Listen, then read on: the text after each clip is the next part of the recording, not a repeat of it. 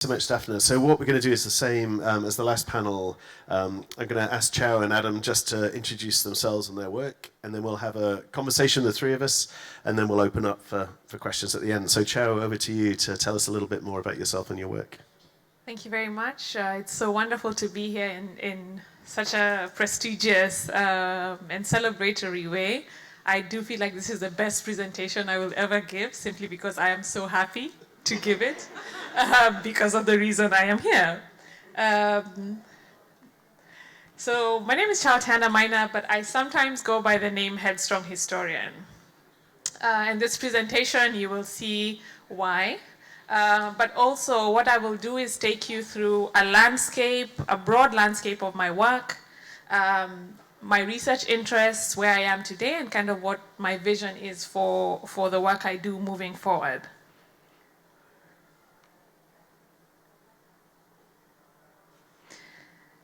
So 10 years ago, I found myself asking this very strange question.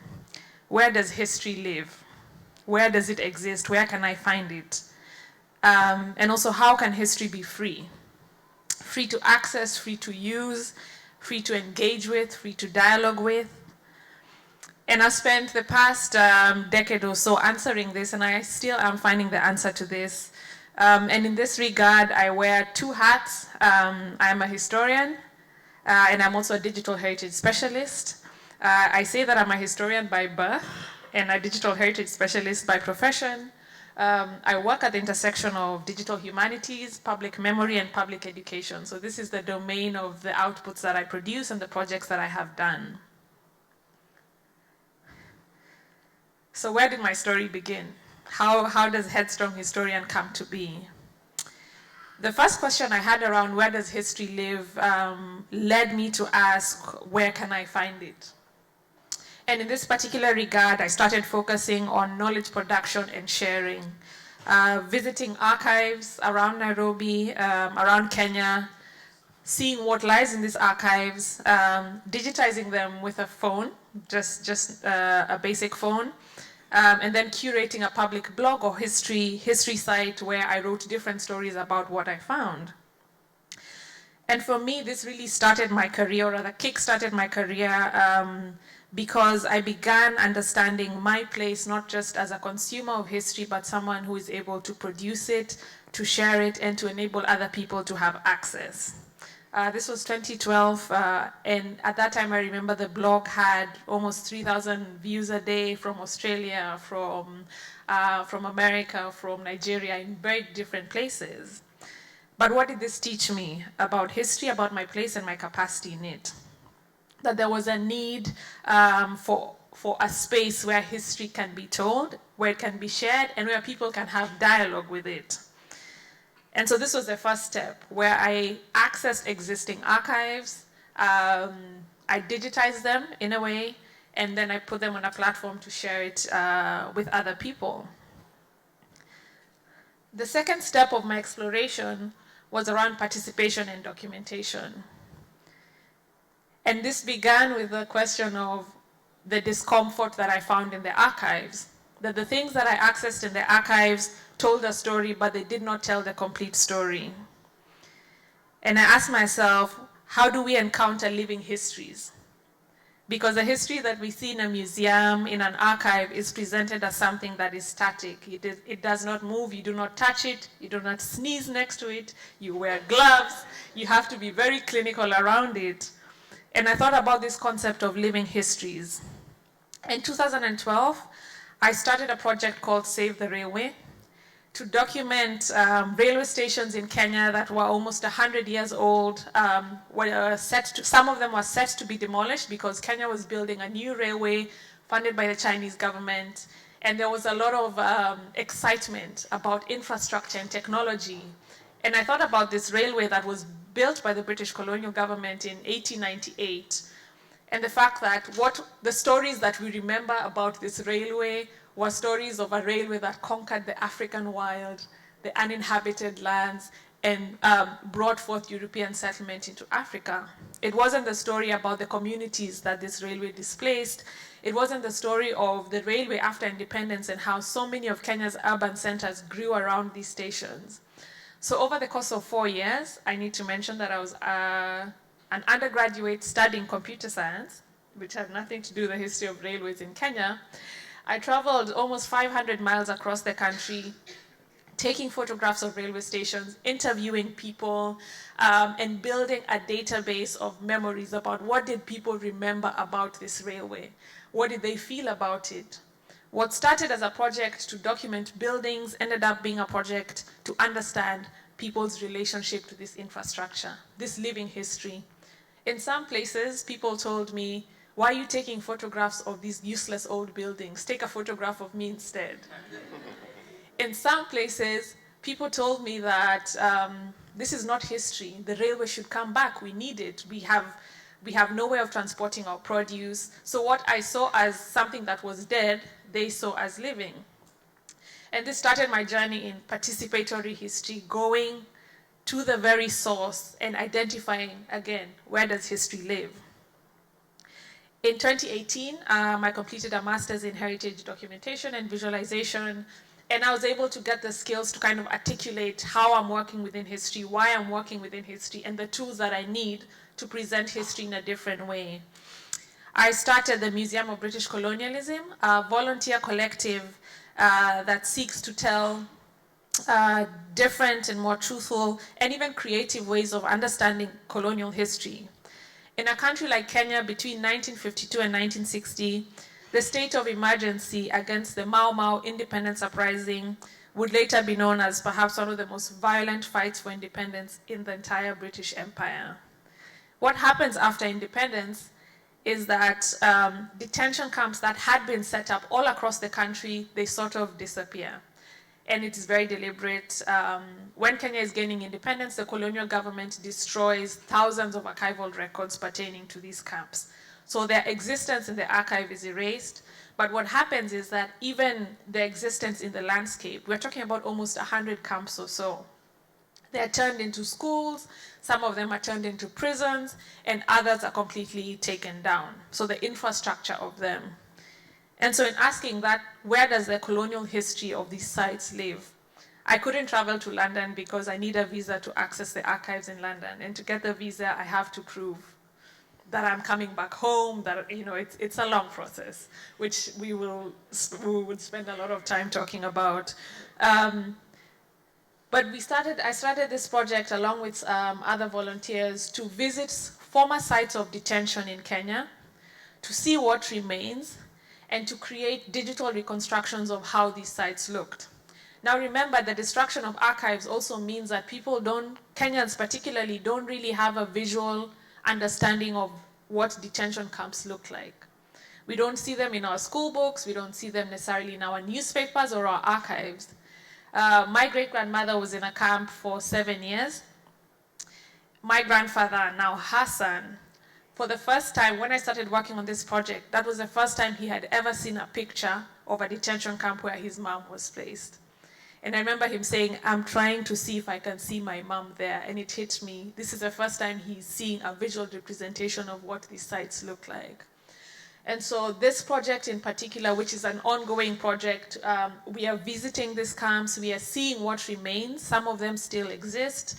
Some of them are classrooms or schools today. You can see barbed wire on the roof of these classrooms. And it's kind of like a forensic archaeology of sorts, where we are putting together oral histories, infrastructure, whatever exists today, combining that with secondary sources to present a different picture. This is an exhibition that we held last year in Nairobi. And so moving on from knowledge production and sharing, which is using existing archives, to participation and documentation, documenting and participating within the production of history and actually being part of what goes into the archive. I'm not just accessing what's in the archive, I'm contributing to it. The next thing was innovation, because what does it take to build platforms to hold this data? And building platforms, doing a project such as this, it requires community. A saying that we have in Kenya and probably in different parts of the world is that if you want to go fast, you go alone. If you want to go far, you go together. And so I realized very early on within these projects that I was working on that I had to develop a community of practice.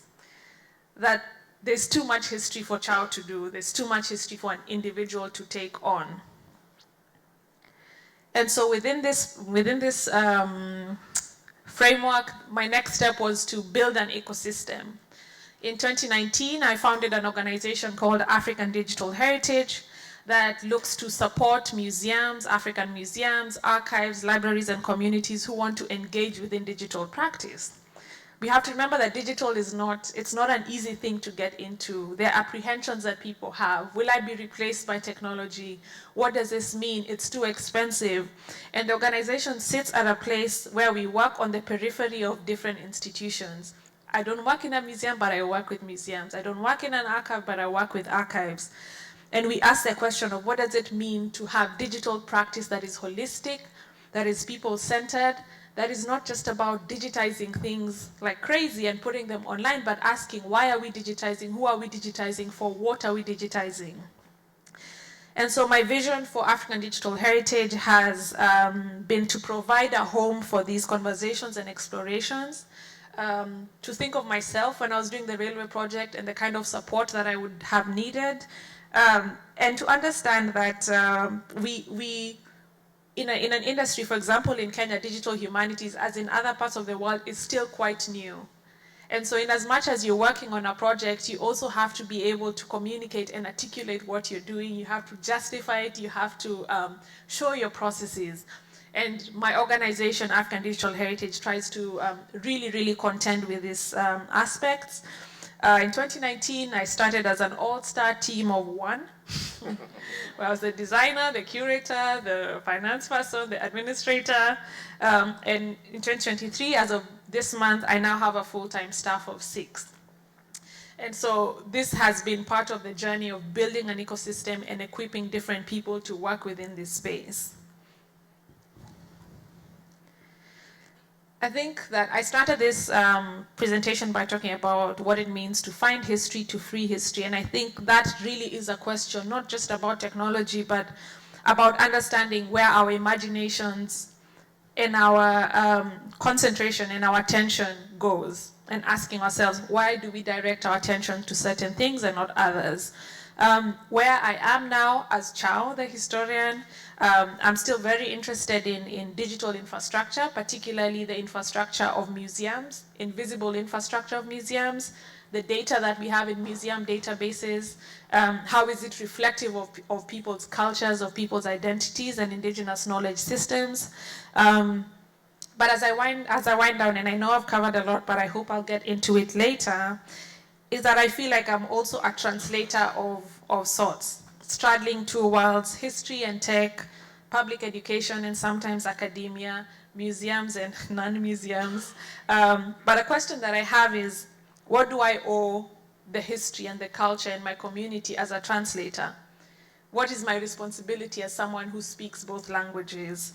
And I feel strongly that being a translator, especially in a space of digital humanities, we've talked about in the previous panel, history and science, and now history and tech. What is the responsibility of living within these two worlds and speaking these two languages? I think it's a process of constant inquiry, of listening very deeply, and being willing to keep coming back to the same point to learn something new where you've been. And just to illustrate that point, sorry. I just wanted to briefly share the story of these two images. I digitized this first image in probably 2015. It's a photo from 1898 at the very onset of colonialism in what is now Kenya. The British colonial government is constructing a railway from Kenya to Uganda, to the source of the Nile, to protect their interests in Egypt. And they have sent photographers and surveyors to conduct a survey of what a railway from the coast to the lake would look like. And this collection is like a series of collection about communities. Most of them are unnamed. They are written under the ethnic community. It's not written where. They are just an amorphous group of ethnic people. That is what is in the archive. And the second photo is a photo from my grandparents' house. that I presented at a conference when I was talking about living histories and the ways in which, for me, history was not something that existed outside, it was something that existed within, in the home, in the language, in the landscape, and in different parts. It was only today that I realized that the shield in this photo, this 1898 photo, is the same style and design as the shield in my grandparents' home. And what I want to illustrate by this is that I think we are constantly, looking for history and in this process of looking for history elsewhere. But I do feel like in this process of listening and when you come back to the same point, sometimes the answers to what you're looking for are right in front of you. Thank you very much.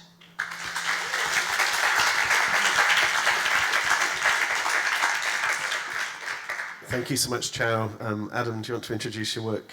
Sure. And then we'll start the conversation. Fantastic. Thanks, I'm so delighted to be here. I'm so delighted to be sharing this. Do you want to... So I'm so delighted to be sharing the stage with Chao, sharing this very comfortable couch. This is the most comfortable couch that I've ever presented on, and it's just an honor to be here.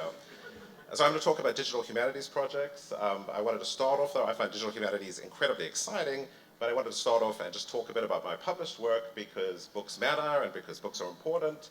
So I've written 2 books. My first book is The Company and the Shogun. My work really focuses on the European encounter with Japan. I'm interested in the first great age of globalization.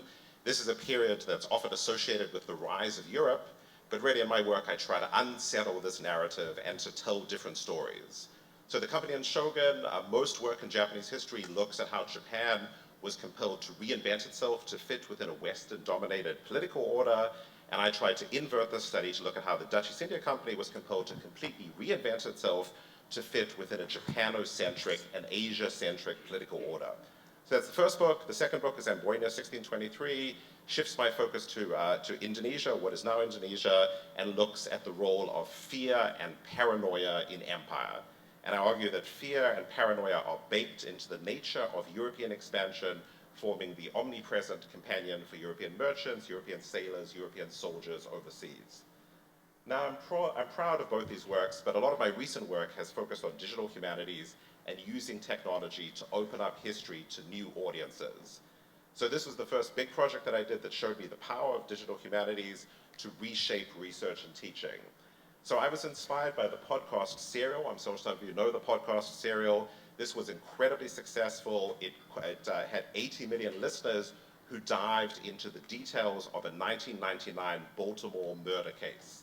So this was a completely unknown case. This was a podcast, and essentially it was crowdsourcing of a legal case. And 80 million people came, including myself, including my students. They dived into the intricacies, the minutiae, the details of a previously unknown case. So I started to think, why can't I do something similar? Why can't I try to crowdsource a 17th century conspiracy case that fascinated and frustrated me? So I built this website. It has primary sources. It has the evidence on both sides. It has commentary from legal professionals. You come through the website and then you render your verdict. And in total, 10,000 people came through the website. They worked through all the evidence. They listened to the commentary. They went through the primary sources. And they rendered their verdict, and they sent me enthusiastic suggestions and comments, and they said, here's a smoking gun in the sources that you had missed, and this is how you solve the case. Now, 10,000 people, I'll admit, is fewer than 80 million people. So 80 million people for Serial, 10,000 people for me, but it was a revelation for my research and for my teaching. And this showed me the power of digital humanities to really reshape what we do as historians. Now, in recent years, I've become fascinated by the nexus between history, education, and video games. Now, video games are a vast $200 billion industry, and historical video games are a huge part of this. And you can see some historical video games here. There's Ghost of Tsushima, for example. This is a game that's set in 1274 in Japan, so a period that I study. This game sold 2.4 million copies in 3 days. So my books have been around for about 10 years. They've sold about 3,000 copies. This sold 3.4 million copies in just 3 days. The problem is that we as historians have ceded this ground to commercial studios. And so what happens is commercial studios tend to recycle the same stale, dated, and problematic history. So as historians, I think we need to do two things. We have to write about video games. I've just written an article, a critical article about Ghost of Tsushima, and I think we need to make video games as well. And that's what I'm doing with my students. I'm making video games. I'm working with teams of humanities students to make fully functional video games. So here is one example. So I've been doing this since 2020. I've been working with a whole set of teams to make video games using the platform that most commercial video games are made with. And it's my belief that we can't cede this ground to commercial studios. We as historians, we as history departments need to become independent game studios. We need to produce our own video games. So this is the most recent. It's Ghosts Over the Water. It's a game set in 19th century Japan. It's made by 4 history majors with no specialized training, but it uses all the platforms that commercial video games use. It's written across a period of 5 months. It's developed from scratch across a period of 5 months, and it has 130,000 words of text. So 4 students worked across a semester, developed a fully functional game. It has original art, it's fully coded, and 130,000 words of original text. And for me, this is what we need to be thinking about as historians. We can't siege this ground to these commercial studios. We have to think about how we can write about video games. Video games draw students into our class, and we need to turn history departments into independent game studios. The last project is the one that is outside. So this is a project called Virtual Angkor. We've been working on this for about the past 10, 12 years. And this is a virtual reality project designed to recreate the sprawling Cambodian metropolis of Angkor in 1300 at the height of its power and influence. And Angkor in 1300 is the biggest city in the world. It has 750,000 people. But I would teach first-year Asian history, and my students would come in, and I would say, what's the biggest city of the pre-modern world? And they would all say, it's London, it's Paris, it's Florence. So this project is born from this sense of frustration with students coming in and automatically assuming that the most important settlements are all across Europe. So what we did, you can see it here, so we use advanced 3D modeling, we'd use animation to essentially recreate the world of Angkor in 1300. And using this technology, we can put students on the streets of Angkor in 1300. They can look around, you can see them looking at Angkor Wat, the huge religious complex there. They can get a sense of the environment, they can interact with the environment. And what we have outside demonstrating, and I'm so delighted to debut this project here in Israel today, this is just one part of the project. So this is the virtual reality project. We also have an enormous navigable map, 1,500 square kilometers that you can move across, and we have a simulation of 24 hours in the life of Angkor. So that's just a very brief introduction to the kind of digital humanities projects I'm doing. I think we're at an incredible moment in digital humanities when the technology has democratized, when the technology is accessible to so many different groups of people. In my case, I take students with no computer science training, with no specialized training. They're building virtual worlds, they're building video games. We worked on the Virtual Angkor project for about a decade. It's a big multinational team. It's based in Cambodia, based in Australia, it's based in the United States. When we started, you required huge technology and enormous investment, but now teams of undergraduate students can build virtual cities across a semester. So this is our experiment across the past semester at the University of Texas at Austin.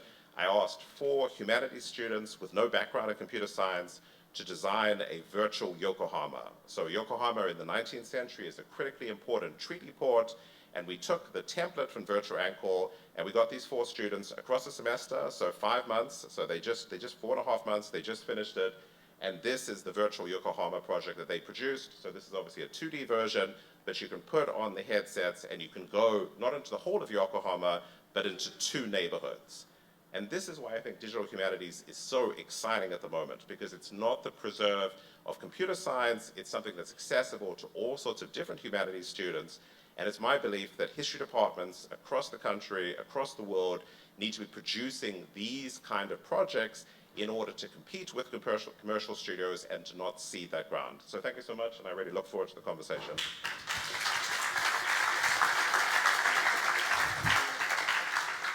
Great, thank you so much to both of you. And I think in many ways, I think there'll be some themes from the conversation that Miri held earlier this morning with Anna Anita and Elise, which will carry on. We're shifting slightly from history and science to history and technology. We're thinking about collaboration. We're thinking about audiences and publics, the place where we ended up at the end of the last conversation, and also power, because we talked about that, didn't we, in this conversation. But maybe we can start this conversation in the same way that Miri did. It would be really nice for us to just hear a little bit from both of you about how you got drawn into the world of digital humanities. And I don't know if there's a kind of project that you saw that you thought, oh my gosh, that's amazing, that captured your imagination. Or could you just give us a little bit of a sense of that journey?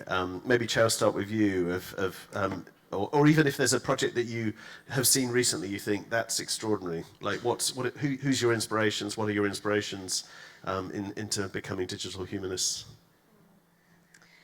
I would say I started practicing digital humanities before I knew what digital humanities was. So when I started my projects, I didn't know that what I was doing was digital humanities. I found out much later. I was just doing, you know. And so this concept of digital humanities, for me, I had to learn it in reverse. So say, aha, this is what digital humanities is, and then see how was I thinking of digital humanities when I was practicing it, and then using the knowledge I've learned about it, maybe from an academic standpoint, to then build onto what I've already done. In terms of inspiration, I think when I started, I remember seeing Google had just launched their Google Arts and Culture platform, and they had data from different museums in the world. And I remember thinking, how do you put together something like this? I would love to have a project like this, but I don't know where to start. Obviously, now I see the complexity of it. I am able to put together something like that, albeit on a smaller scale. But also just the realization that digital humanities is evolving very fast. There's a question of the history, but then there's also the question, as Adam has said, of technology. And what the technology enables really determines where the kind of vision or the boundaries of what you can achieve. So very many projects that I like, Virtual Angkor is one of them, and my own projects. I love my projects. And still learning as I move along, yeah. Adam, what about you? Any Yeah, inspirations? so I have a very non-glamorous story that I was trying to write my second book. The first book is easy, but the second book, as I discovered, is incredibly difficult to write. And I was trying to write about this conspiracy trial, and I just got stuck. You know, and what's supposed to happen with historians is you're supposed to go into the archive, and you're supposed to pore over the materials, and you're supposed to become the expert on it, and then you're supposed to solve the mystery. I mean, that's what we're supposed to do. You're supposed to be the expert and figure it out. And I was working on this trial for year after year, trying to finish my second book, and I just got completely stuck with it. I just couldn't figure out, you know, I wrote multiple drafts of a potential book. There were lots of different angles that I was trying to take, and I just really got stuck in the project. And at that point, I suddenly noticed all my students, it's not digital humanities, but it's a podcast, so it's connected. I noticed all my students would come to class, and normally they would come to class and just look at their phones, and they wouldn't interact. But suddenly when this podcast serial came out, all my students would come to class and they'd all be talking about it. Did you hear episode 2? Did you hear episode 3? Do you think he's innocent? Do you think he's guilty? What do you think about this piece of evidence? I looked at this. You know, is this persuasive? Is that persuasive?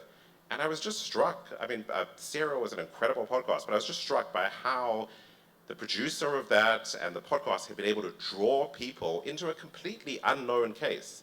No one had known about this 1999 murder case. It's not a famous case. There's not a huge amount of information about it, but it had drawn people into the minutiae of it. And I would watch students debate for hours and hours as to, you know, is this persuasive? You know, can we rely on this piece of evidence? And basically, I just thought this was a way out of my problem, because as opposed to what you're supposed to do, go into the archive and figure things out, I was genuinely stuck. And so I created this website. And when you create these things, you know, digital humanities is a leap of faith. You know, you create something, you put it out there, and you have no idea if one person's going to look at it or 10,000 people are going to look at it. And for me, getting that first email from a person saying, oh, I liked your website, and I looked at it, and they're totally innocent, you know, or someone else wrote to me and said, yeah, the barrister who you had talk about this, he's completely wrong. They're totally guilty for these reasons.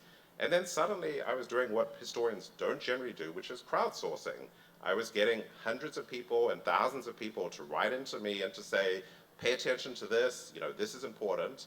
And then I took the website and I took it into my classroom. So I took the model from the website and I started teaching with the website. And students would get so invested in the case, not quite to the same level as Serial. Serial was kind of incredible, but they would get invested in the case.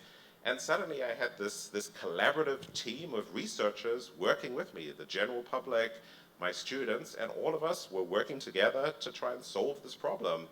And for me, that was such a revelation, moving from my first book, where I did it in isolation, where it was me in the archives, me kind of versus the material, to suddenly have this collaborative team, you know. And once you start on these sort of collaborations, it's very difficult to go back. So I started with the Embroidered project, then I moved into the Angkor project, and you just realize how exciting it is, how fulfilling it is, and how productive it is to collaborate. So Serial was not digital humanities as such, you know, but I was just so inspired about how the producers took this case, which is not a famous case at all. It's still in the news today. The case is still unresolved today, actually.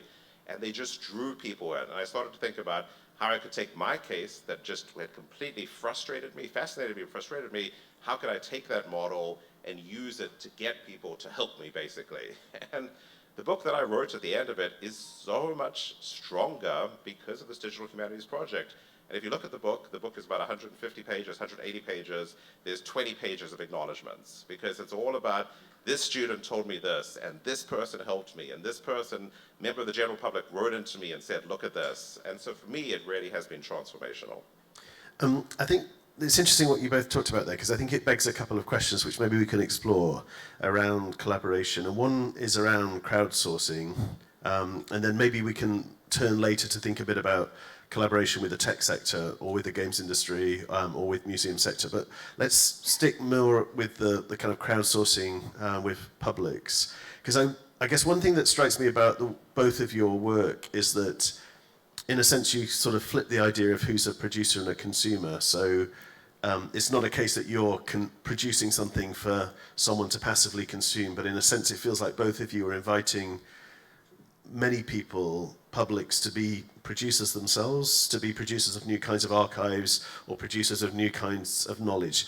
Can you tell me a little bit more about that, about how you see digital humanities and production and consumption and kind of repositioning that, or what are you hoping or expecting from the publics that you interact with? And in a sense, it was a question that was left begging from Miri, was how do historians engage with publics? Like, I'm interested in how you see digital tools repositioning the relationship between historians and publics. I don't know who wants to kick off. For me, the crucial thing is to surrender authority. You know, often as a historian, you're supposed to stand up there. There's this expression, the sage on the stage. That's what you're supposed to be. You're supposed to stand up there and you have the answers and you're giving a definitive version or something close to a definitive version. And for me, the starting point to this kind of crowdsourcing was to surrender authority. To basically admit, I don't know, I can't resolve this case, I'm really stuck, and I really need help, you know. And that's not generally, you know, when I wrote a dissertation, I had wonderful supervisors, but essentially they said, you know, you have to go out and find the answers and find the interpretive frameworks, and you have to become the authority. And that's what I tried to do in my first book.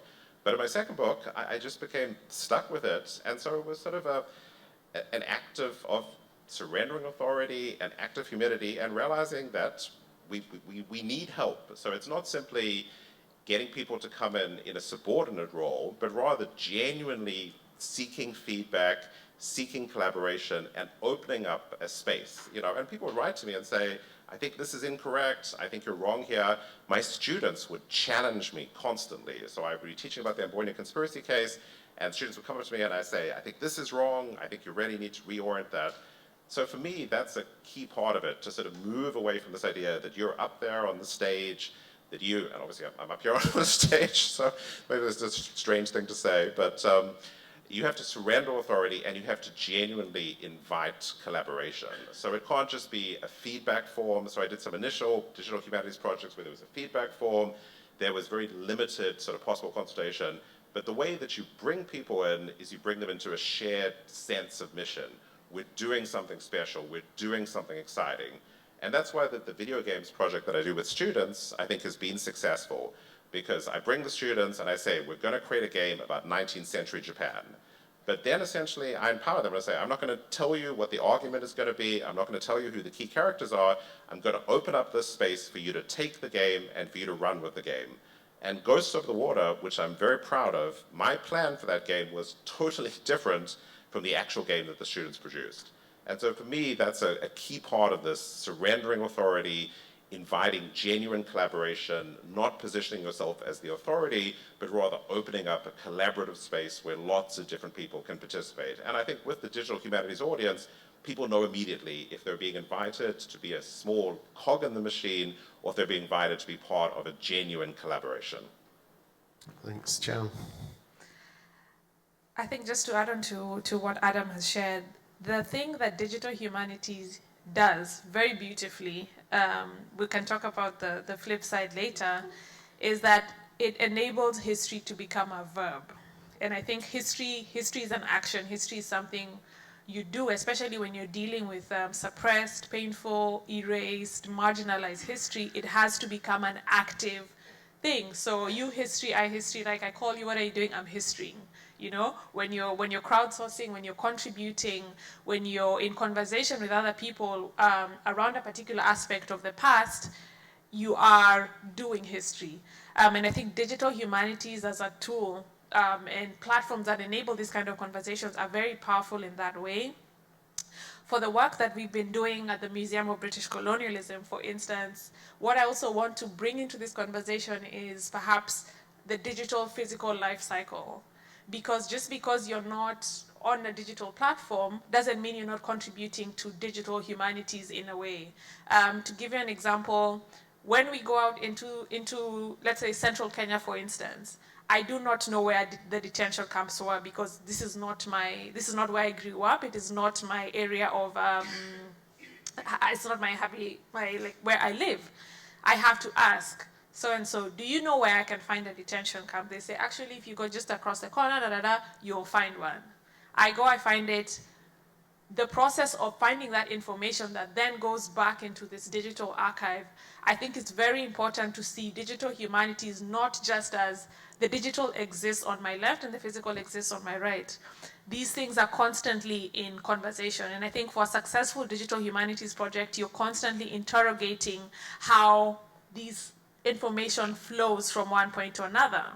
Another example, just based on the detention camps, is that since we started this digital archive, our work has been featured in a number of global media, in France, in Denmark, in Germany, in Senegal. Like the ways in which it has spread, not from just a digital humanities perspective, in documentaries and media, I think is also part of that life cycle. And that's the process of production and consumption that keeps feeding into and off each other. Chao, maybe I can turn to you first, because you talked about this kind of circle or cycle between the kind of material and the digital, so rather than seeing them as opposed, you're seeing them together. One question I guess I have for you both, but let's maybe start with you, Chao, is one of the challenges of the digital is that computers are fairly dumb, so they work in binaries, and they need a kind of certainty and a sense of like, is it a 0 or is it a 1, is kind of the language of the computer. It's the language of the digital. History is much more complex than that. It's much fuzzier. You talked already, Chao, about lots of the documentary sources, the archival sources are missing because they were burnt by the British state. So there's gaps in the archive.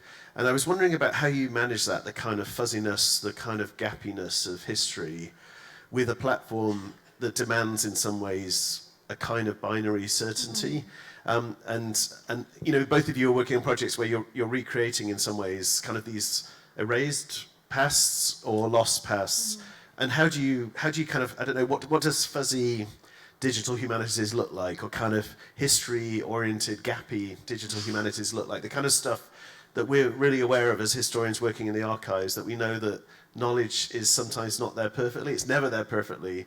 How do you grapple with that in the projects that you've worked on? I think there's two ways. The first one is about what you show, which is the output, right? It's the thing that the audience sees at the end of what you are intending to produce.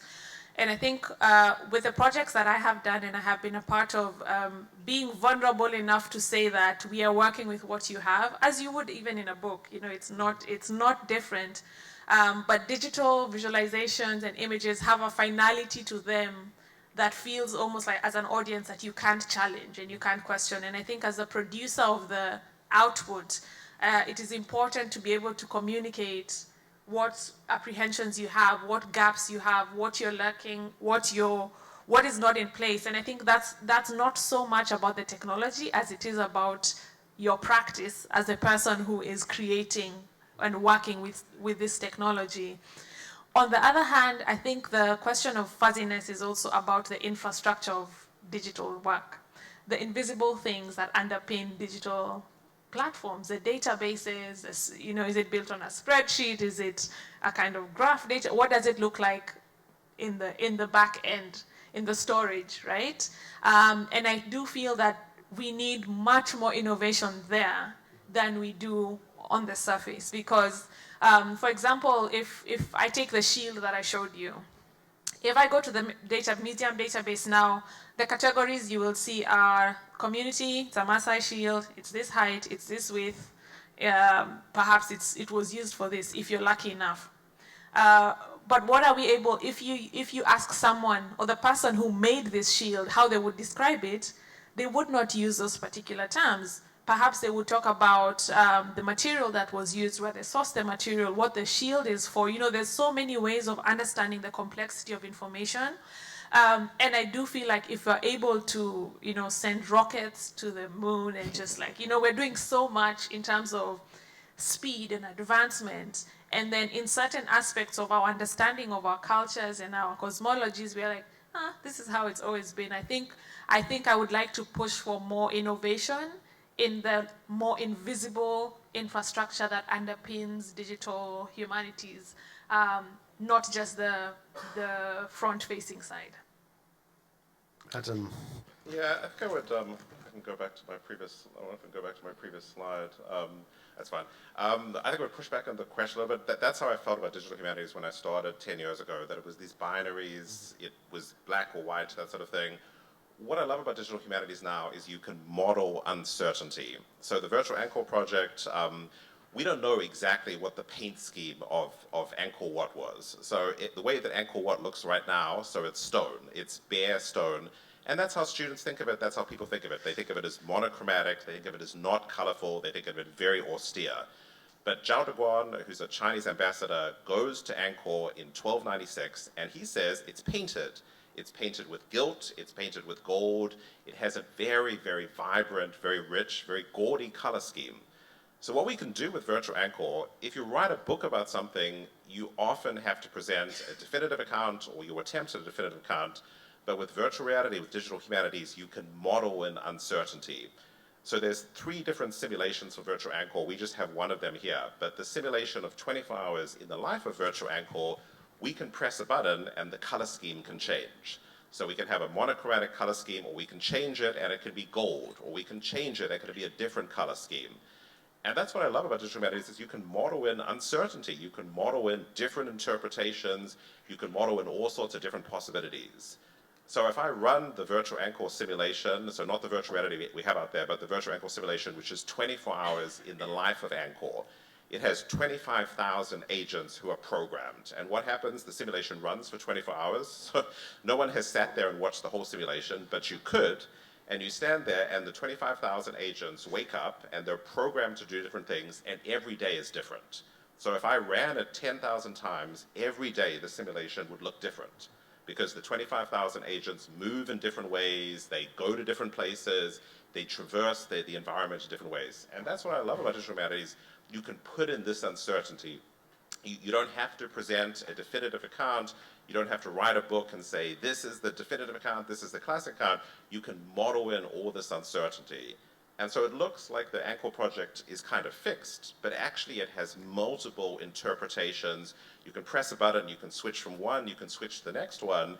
And the other wonderful thing is that it's malleable. So I wrote my first book in 2013, and I think it's a good book, but gee, I would love to change some things. I would love to go back and to change chapter 2, and I would like to change the argument slightly in chapter 4. And you can do that to a degree in a book. You can get a second edition and you can tweak it, but it's actually quite difficult to do. You produce it, it goes out there, and it's supposed to be somewhat of the definitive version. But virtual reality or digital humanities, someone writes to me and says, that's wrong, or we disagree with that, or someone does a review. I had a review of the Boyne conspiracy trial project from a Dutch lawyer, and he said, you made all these mistakes in terms of how torture was represented, the law regarding torture, and instead of then having to talk to the publisher and get a second edition, I just went onto the website and I changed it and I updated it, and it's malleable. It gives you all these possibilities, you know, and I just wish, you know, I love books, I love working on books, I love reading books, I love publishing books, but digital humanities has this incredible capacity to be malleable, that you can change it, that you can advance it, that it can evolve, you know. And so the virtual Angkor project we're looking at is the result of so much feedback, so many changes, so many times that we're taking what we have and we're reconceiving it. And all of my digital humanities project, what's so wonderful about them is that they never end. So as opposed to a book, and you started in 2010 and you finished in 2015, digital humanities project, and possibly you feel the same way, they never end. They go on forever. You know, I could be sitting here in 40 years' time talking about the virtual Angkor project, and it will still be ongoing. It'll still be changing. It'll still be evolving because it can, because it's a malleable form. So that's what I love about it. And I think it gives this, it allows you to model this uncertainty, but it's also, just to have a slightly negative note, it's also very difficult because how do you explain this to a university, for example? Oh, I have this project that I worked on for 30 years. It's existed for 30 years and it's changed, but it's still the same. So that's one of the academy has to wrestle with this question of if universities want us to do digital humanities, if that's an important part of what we do, then we have to figure out, and I know the AHA has been a leader here, but we have to figure out how to recognize that, we have to figure out how to evaluate it, because these things are hugely time-consuming because there's not one end point. They go on, they evolve, they constantly change. I mean, I think that's really interesting because it brings us to a kind of question that follows on from that around product and process. Because I guess often, like today, you showcase something and maybe we often imagine digital humanities projects are all about this kind of glitzy product. So there's a kind of an amazing 3D render or a VR experience that has been produced. And yet the way that you both talk about it, that it seems that you're as interested in process as you are in product, or maybe more interested in process. Could you talk a bit about just how you kind of work with that dichotomy almost of like how far do you see yourselves engaged in a kind of processual something versus this kind of, I mean, the pressure to create a kind of perfect glitzy project, you know, something that's sort of like a product that you can showcase to the world. And like you said, you know, in a sense, there's questions there about what's respected, isn't there, or what's expected from funders or from institutions or organizations or publics, or you know, in your case, Adam, from your tenure committee or whatever, you know, people in the university. Yeah. I think the question for me about process and product is very interesting. It's also kind of, in the beginning of my projects, it was a bit of, it was a thing that gave me quite a lot of anxiety, because people would say, Chao, when is the railway project ending? And I'm like, I don't know. When does it end? You know, because there's always something to add, there's always something to do. And so when people would ask, is the project over? Are you still doing it? I would feel bad that I'm not still doing it. But also I would ask myself, is the project actually over? I think that is a question of you as a digital humanist, as a person, to be able to define what the product is for and who it's for, and why you're doing it. For me, it's not so much about the project coming into an end. I think if you have the clarity of, I am doing this to document and preserve X, I am doing this for this particular audience, I am doing this to have this material on this particular platform, if you're able to meet the questions and the targets that you have set for this particular project, perhaps that could be an end, you know?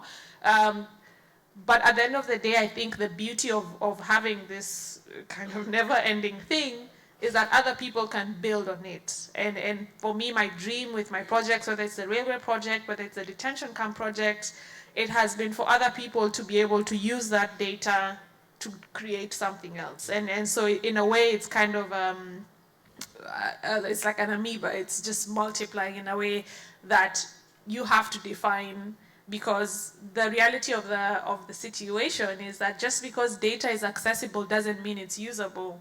We are still working within a context of licensing and copyright and different devices. So digital technology is not necessarily magic. It's magical, right? Yeah. But there's still constraints in which you're working with, and you have to, as a producer of the output, you have to contend with those questions in the beginning, in the middle, and sometimes even in the end. Yeah, so two rules for digital humanities. The first thing is, if you're thinking about doing it, you need something flashy to show the funders.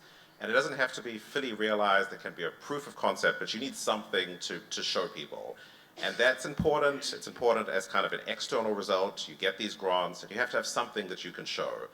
That's the first rule. The second rule is that, exactly as Chao said, it's a never-ending process. It goes on, and you have to surrender ownership. So for my books, for example, it has my name attached to it, it has my copyright attached to it, has a press as well, but it's authored by me. Digital humanities is different. So for virtual Yokohama projects, so we had the virtual Angkor project, the virtual Yokohama project, I had these 5 students who worked across a semester, and they built one neighborhood, basically, so 2 streets. And that's incredibly impressive that they could do that across a 5-month period. They had no training. They learned how to work in Autodesk Maya, which is the key program. They learned how to create these virtual scenes. But basically, they created 2 streets, and I think that's an incredible achievement. Now what's going to happen is next semester, another team of students is going to come in, and they're going to create 2 more streets. And then next semester, 2 more streets are going to be created. And so what you have to do is have this cumulative sense of knowledge. So we're going to create something, and students in 2023 are going to start it, and 2024 they're going to add to it, and 2025 they're going to add to it, and no one really owns it. I definitely don't own it. The students who started in 2023 don't own it, but we're all invested in this cumulative process.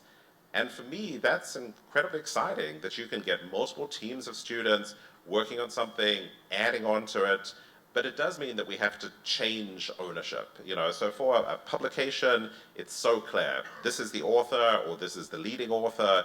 Everything is recognized. But for digital humanities, it's so much more complicated. I'm standing up here representing Virtual Angkor, but I'm only 1/10 of the Virtual Angkor team. So it's a team that's based in Australia, it's based in Cambodia. We have 3 incredible animators who are based in Cambodia.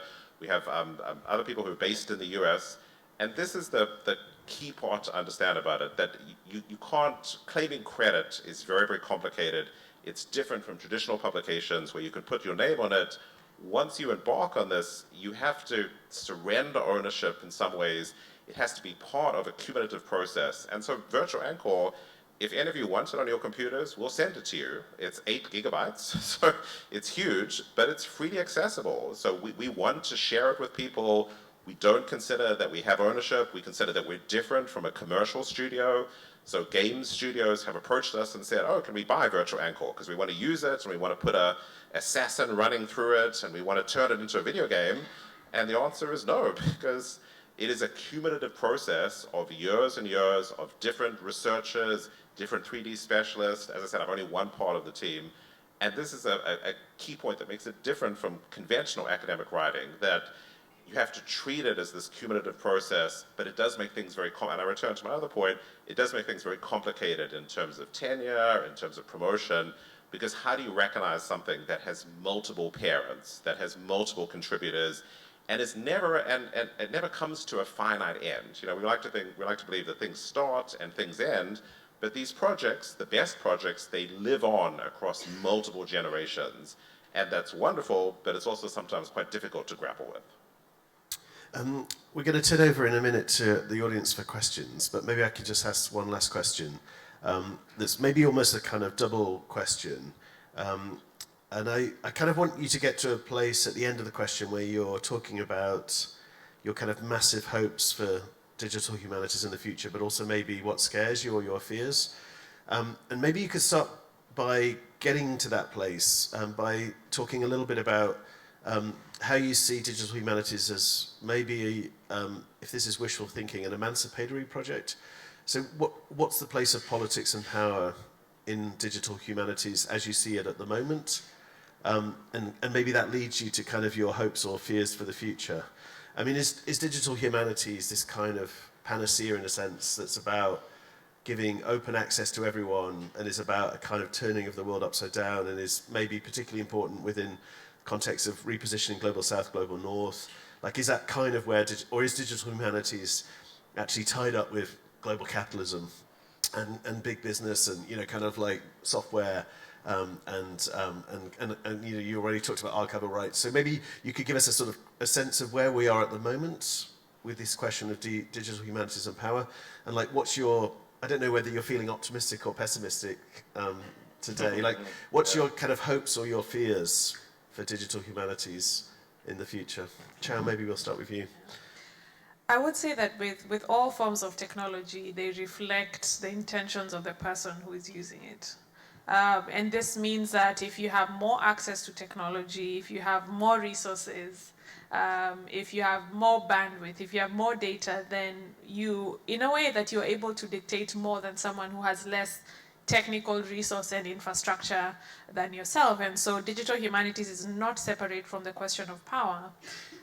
We are seeing a lot of, personally within the sector that I work in, which is museums and archives, there's a lot of conversation around whether everything should be digitized. There are things that are harmful in archives, ways in which people that are represented within the archive, they never had a say in how they were represented, they never had a say in how they were described, you know, in very, very brutal, gruesome, or even demeaning language and visuals. And so what is the responsibility of you as a digital humanist to digitize this and make it open access? So the questions around power are definitely there. My fears mostly revolve around kind of the entrenching of logics that have been harmful towards particularly marginalized communities, logics in the archives that then make their way into the database and are cemented as the legitimate history because they came from this source and they were, I'll give you an example.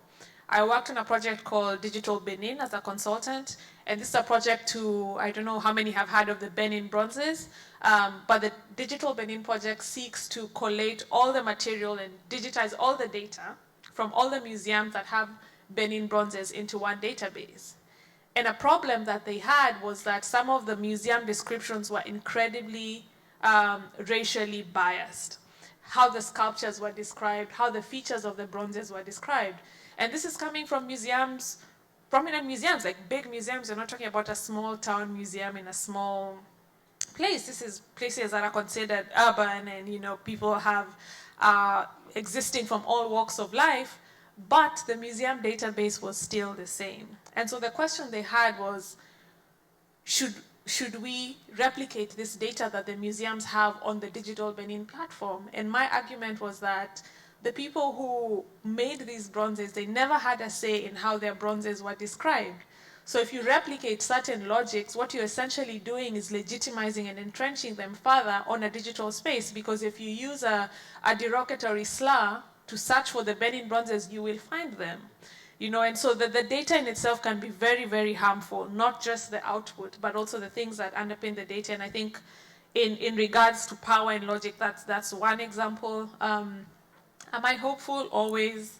I think if you don't, Mariam Kaba says that hope it's a continuing practice. If you have no hope, then why are you doing the work that you do? And it's hard work, it's difficult work, it's a new industry. You're figuring out things as you go, and so you have to be hopeful. I think what I have seen as a response to my work, I mean, I'm sitting here today because of that same work, and that's hope. That's hope in practice for me. But people have written to us saying, my grandfather was in this camp as well. This is what they went through. I worked at this railway station. I have interviewed people and been given access to their lives, very intimate, personal ways of interacting with people's history because they have felt that these projects are representative of a story they want to tell. And that gives me hope. And I think that digital humanities, there's ways in which you can be very creative with history, it can be fun. And sometimes you can get quite stuck in the murkiness of entangling centuries of power dynamics, but sometimes it's also about being creative with history, being playful. You know, how do I communicate this to my 8-year-old cousin who wants to understand history, you know? I can find a way, and I think that gives me a lot of hope as well. Adam, are you as hopeful as Chao? I'm an optimist too. I mean, I wish I could say that digital humanities is a savior. I used to teach history at a rural high school in Japan. Having digital humanities sources would have been transformational there. So we had such limited resources. Having online resources would have been fantastic. But it depends on an internet connection, it depends on electricity, and it depends on broadband, basically. So my parents live in South Africa. They have a power failure. They have a power cut, so rolling blackouts every day for about 3 hours. So for about 5 years, they could never see the virtual Angkor project because it's 8 gigabytes. And so I couldn't physically get to South Africa, and they couldn't download it because their internet speed is about 2 megabytes per second. It would take them about a week to download it. And while they were trying to download it, they would get a rolling power cut because they get a rolling power cut. You know, this is a load shedding. They get load shedding every night, you know, at an unpredictable time, and then the download would stop. So you hope that it makes resources accessible, that it democratizes resources, but I know from my experience, you know, my parents have not seen, you know, they're my greatest fans, but they haven't seen 90% of what I've done because they have these power cuts and because they have this terrible internet connection and because they simply can't access it. So you can put these resources out online, and that's fantastic, they're incredibly important, but they're not a savior because it's still, you still need certain requirements. You do want to make them accessible, but there are certain requirements for them to be truly accessible, and not everyone has access to that. So I totally believe in it. I'm a proselytizer. I'm passionate about digital humanities, but we do have to be aware of the limitations. In terms of what scares me, I think it probably scares many of us here, but ChatGPT, AI, you know, that has come out. I'm very close friends with someone who's deeply involved with it at the University of Texas, a computer scientist. And in the past 3 months, anyone who has taught a big first-year class or a big second-year class will know ChatGPT has transformed in a bad way, you know, how students submit assignments. It is transforming universities, and ChatGPT is deeply, deeply Eurocentric because the internet is deeply, deeply Eurocentric. So now when I teach a class on East Asian history, I start every single class and I say, let's see what ChatGPT says about this topic, and let's work through it. So I just taught a class on piracy in East Asia, incredibly important, and literally every single lecture I would start with ChatGPT and say, let's see what it's saying about, you know, Chinese piracy or about Japanese piracy. And inevitably, because the internet, the whole internet together is so Eurocentric, then you would realize that ChatGPT is taking all of these issues between the global north and the global south, and it is entrenching them. Because if you ask it a question, who's the most famous person? Explain slavery, anything like this. Sometimes, I don't want to, you know, I know people who've worked in it. It can produce very nuanced, very complex answers, but often it reproduces answers out of the 1970s or the 1950s or the 1920s. And this is, you know, the pace at which this is moving. I have a friend in Australia, he has a class of 250 students, and he estimates that probably 20 to 30% of students submitted their assignments through ChatGPT. And that's ChatGPT. Chat 4 is coming. It's evolving so quickly. So that's not digital humanities as such, but we're in an incredible moment of transition. And if you want to see the power of the internet, the power of online content, but also the terror of it, then just look at ChatGPT and ask it a nuanced historical question and see what it spits out. And my terrible fear is that students all across high school, students all across university, they're not reading good history, they're not reading nuanced history, they're not reading complex history, they're going to ChatGPT, which incorporates all the flaws of the internet. And I don't have an answer for it, but it's something, and I think anyone who's taught a class recently knows the impact of this. And if we start getting, you know, there's hundreds and thousands of books now on Amazon that are written by ChatGPT. There's a whole new industry that you just put in, write me a 100,000-word book on so-and-so. And I think we as historians need to be acutely aware of this, and we need to be part of this dialogue. And the one thing I'll say about OpenAI, And I know people who work on OpenAI, they're open to that. You know, they put out ChatGPT because they wanted feedback. They wanted people to come and say, this works, this doesn't work. And if there's any debate that historians need to be involved in, it's this question of AI and how it is answering incredibly complex questions and what it is drawing from. Because, as I said, sometimes it can produce a nuanced answers, but sometimes I'll get a student will do something and they'll plug it into ChatGPT and they'll get an answer, and it's ignoring 25 years of historiographical interventions, it's ignoring nuanced scholarship, and that's a real problem, I think. But yes, I'm still optimistic, even despite that. Thank you so much.